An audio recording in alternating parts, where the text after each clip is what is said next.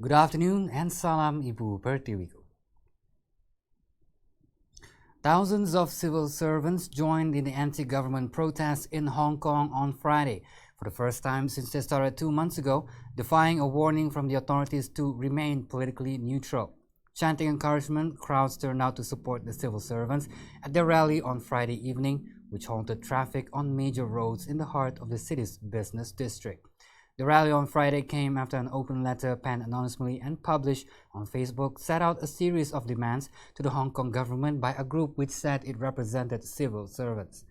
The group also listed 5 demands: complete withdrawal of the extradition bill, a halt to descriptions of the protests as rioting, a waiver of charges against those arrested, and an independent inquiry and resumption of political reform.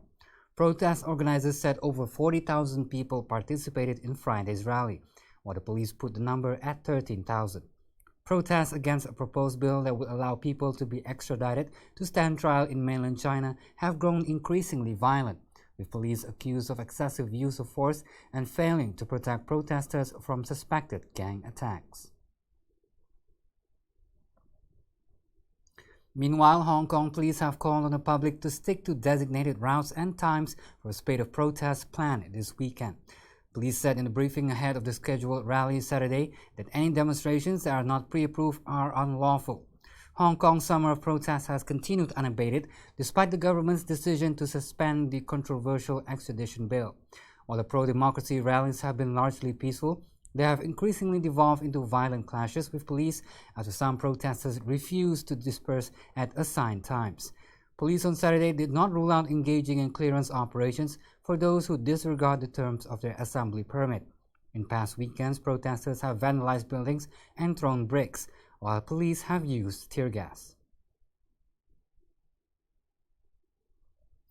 A group of U.S. lawmakers on Friday urged the Trump administration to suspend future sales of munitions and crowd control equipment to Hong Kong police, which has been accused of using excessive force against anti-government protesters.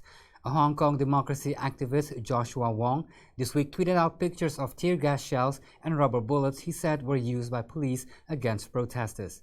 Representatives Christopher Smith and James McGovern, chairs of a Congressional Human Rights Commission, made their request in a letter to Secretary of State Mike Pompeo and Commerce Secretary Wilbur Ross.